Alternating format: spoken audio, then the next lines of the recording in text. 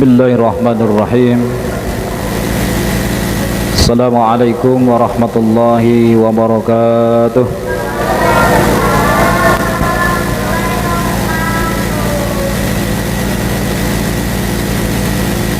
Alhamdulillahi rabbil alamin.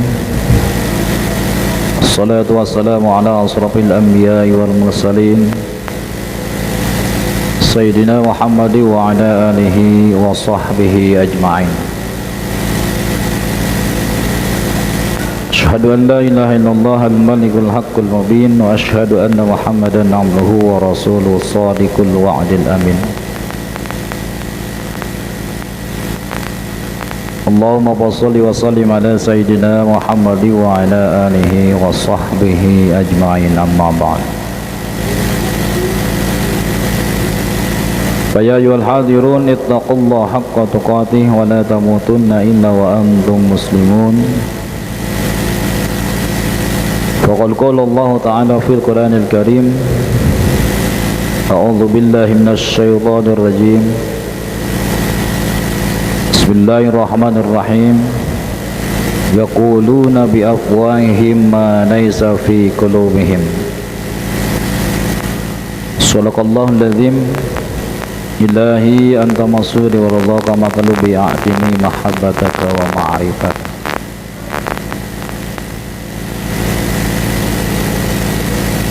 Pertama-tama marilah kita panjatkan puji dan syukur kehadirat Allah Subhanahu wa taala. Alhamdulillah wa syukurillah, kita semua masih diberikan kesehatan, panjang umur. Terutama alhamdulillah kita sudah sampai di hari ke-14 bulan suci Ramadan. Mudah-mudahan ibadah saum kita diterima Allah Subhanahu wa taala. Amin ya Allah ya rabbal alamin. Salawat dan salam semoga terlimpah curah kepada junjungan kita habibana wa nabiyyana Muhammad sallallahu alaihi wasallam, kepada keluarganya, para sahabatnya, dan kepada kita sekalian. Hadirin wal hadirat rahimakumullah, keluarga besar Pondok Pesantren Suryalaya yang sama-sama kita hormati, para sesepuh,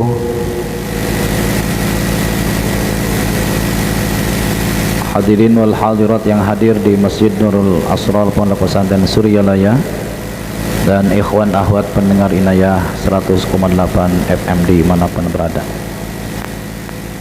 Sebelum melanjutkan kuliah subuh pada pagi hari ini, mari kita sama-sama haturkan doa untuk guru kita Syekh Abdullah Mubarak bin Muhammad Hadrat Syekh Ahmad Sahibul Fatajul Arifin. Semoga beliau senantiasa dalam ridha Allah Subhanahu wa taala, tambah-tambah keberkahan dan karamah untuk kita. Al-Fatihah. Bismillahirrahmanirrahim. Alhamdulillahirabbil alamin arrahmanir rahim maliki yaumiddin. Iyyaka na'budu wa iyyaka nasta'in shiratal mustaqim shiratal ladzina an'amta 'alaihim ghairil maghdubi 'alaihim waladdallin. Rabbighfirli wa liwalidayya. Hadirin serta para pendengar Inayah dimanapun berada, terutama santri-santri cilik yang insyaallah masih semangat ya. Tekeng ngobrol lah tuh. Siap Akbang? Tekengeng mun ngobrol mau ditanda tangan kayak. Baik, judul. Nah, nulis judul mah semangat. Judul kuliah subuh hari ini adalah Ramadan bulan pendidikan karakter. Katalar, Ramadan bulan pendidikan karakter, sesuai yang diberikan panitia. Hadirin yang berbahagia,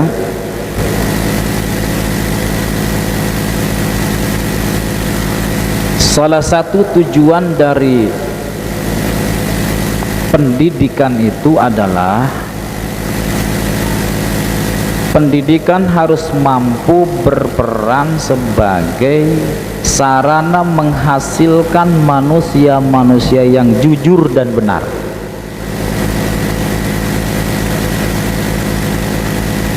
Kita ulangi, salah satu tujuan pendidikan itu adalah menghasilkan manusia-manusia jujur dan benar. Demikian Muhammad Nasir, Perdana Menteri yang pertama Indonesia, dulu menyatakan begitu. Jadi kalau sebuah proses pendidikan tidak menghasilkan orang-orang yang jujur dan benar, maka pendidikan tersebut tidak dianggap berhasil.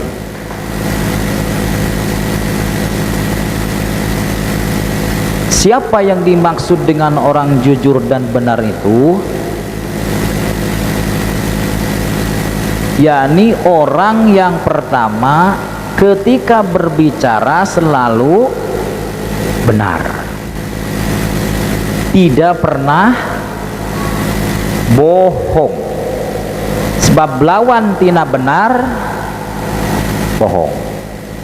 Pernah bohong? Contoh?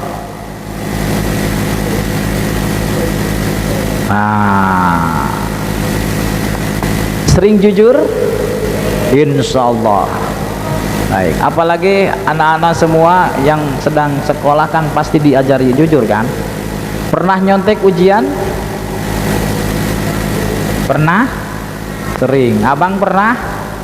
Nah, hati-hati kalau sejak kecil sudah mulai nyontek ketika ujian, nanti sudah besar Fahri tidak akan jadi jelema jujur. Ketika orang itu tidak jujur, tidak benar, maka diancam oleh Allah. Maka diancam oleh Allah adalah termasuk golongan orang-orang munafik.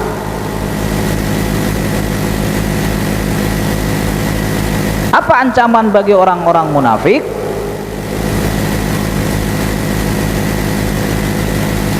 Dalam salah satu keterangan dinyatakan, innal munafiqina fi darkil asfali minan nar. Sesungguhnya orang-orang munafik itu nanti akan ditempatkan oleh Allah Subhanahu wa taala di kerak neraka. Nauzubillahi min dzalik. Maka yuk jadilah anak-anak, jadilah kita semua menjadi orang-orang yang benar dan jujur.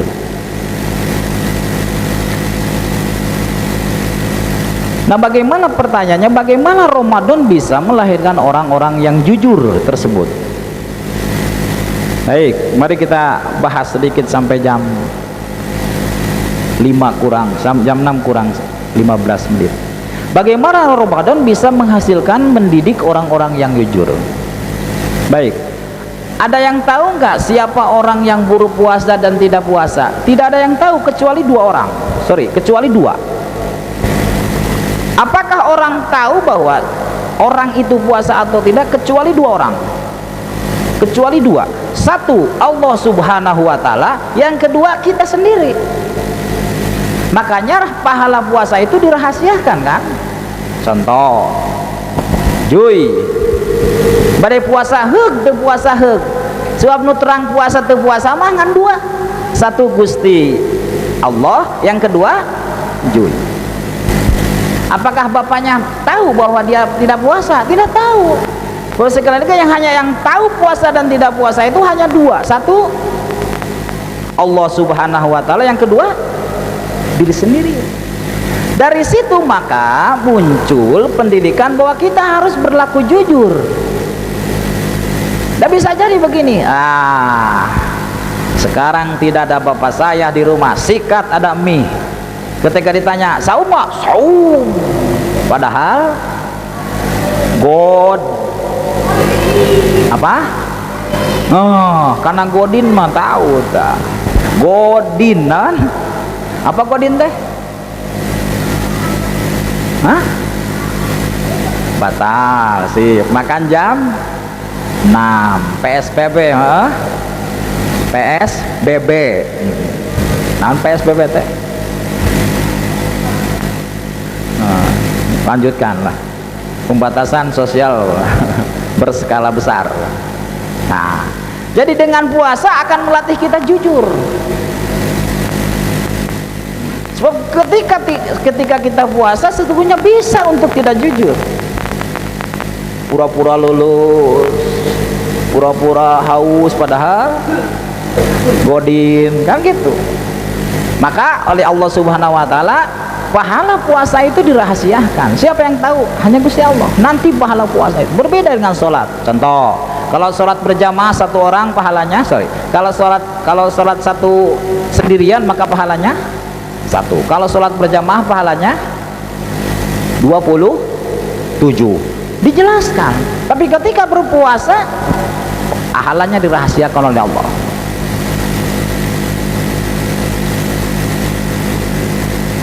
Jadi sekali lagi, karena puasa itu bersifat rahasia, maka dituntut kejujuran kita. Jadi lawan dari jujur itu adalah orang-orang munafik. Orang-orang munafik.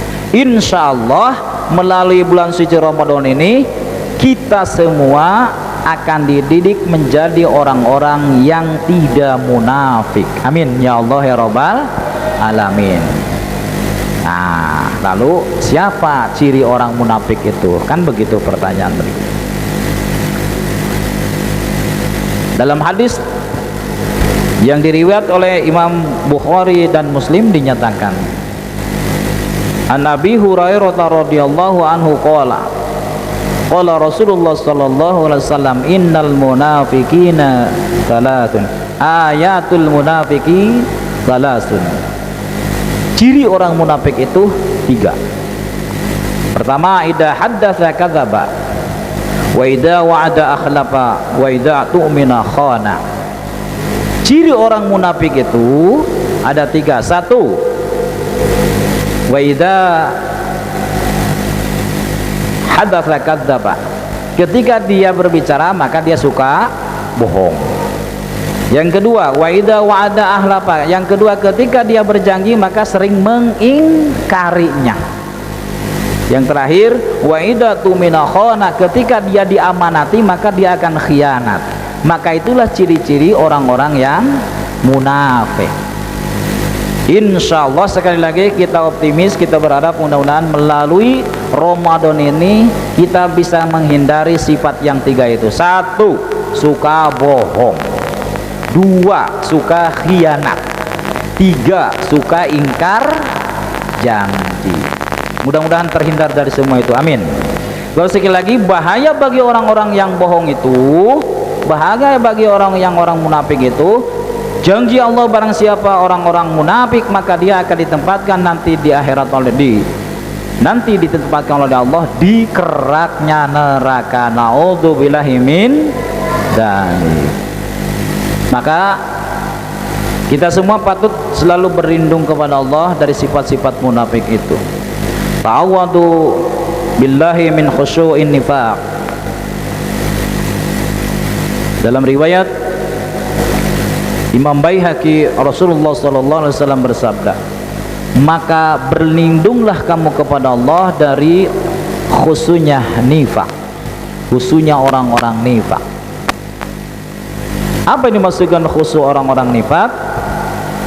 Khusyuk orang-orang nifaq adalah semangat ibadahnya tapi hatinya tidak semangat.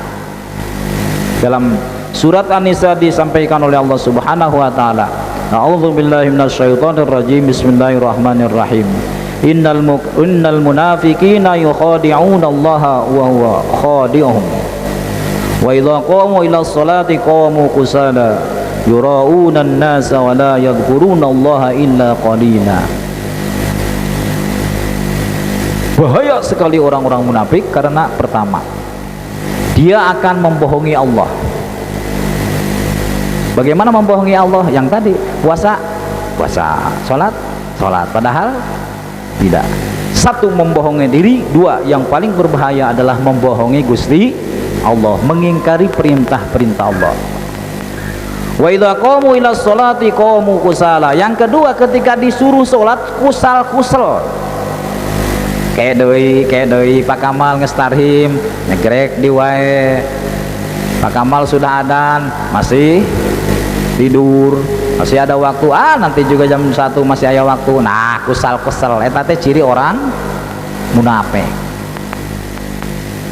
Yuraunan nasa, mereka ria melaksanakan sholat.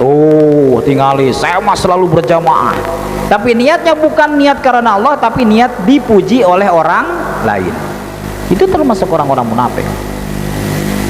Yang terakhir ciri dari orang munafik, wala yadhkurunallaha illa qalila, mereka selalu berzikir kecuali zikirnya sedikit. Maka sekali lagi Rasulullah SAW memerintahkan kepada kita untuk terus berlindung kepada Allah. Ta'awadu billahi min khushu'in nifaq, kita berlindung kepada Allah dari khusunya orang-orang nifaq. Bagaimana cara berlindung dari sifat-sifat kemunafikan? Rasulullah SAW bersabda dalam hadis yang diriwayatkan oleh Imam Tabrani, an Abi Hurairah radhiyallahu anhu qala Rasulullah SAW, man aktsara dzikrallahi faqad bari'a minan nifaq, barang siapa yang banyak berzikir kepada Allah, faqad bari'a minan nifaq, maka insyaallah akan dijauhkan dari penyakit-penyakit munafik. Maka jadilah orang-orang yang sering, yang hobi, yang suka berzikir kepada Allah Subhanahu wa ta'ala. Alhamdulillah wa syukurillah, kita semua hadirin wal hadirat, ikhwan akhwat, para pendengar inayah dimanapun berada, kita semua sedang belajar beristiqomah mengamalkan amaliyah zikir, baik zikir jahar maupun zikir khafi. Mudah-mudahan semua itu menjadi wasilah bagaimana kita bisa menghilangkan penyakit-penyakit munafik. Amin ya Allah ya Rabbal alamin. Jadi kesimpulannya, insya Allah melalui Ramadan ini akan bisa melahirkan orang-orang yang tidak suka bohong, tidak suka khianat, dan tidak suka ingkar janji. Karena dalam Ramadan terdapat kerahasiaan. Mudah-mudahan kita semua sekali lagi diberi kemampuan untuk terus mengamalkan zikir, sehingga kita semua menjadi orang-orang ahli zikir, dan pada akhirnya kita semua terhindar dari penyakit-penyakit munafik. Amin amin ya Allah ya Rabbal alamin. Hadanallahu wa iyyakum ajmain. Assalamualaikum warahmatullahi wabarakatuh.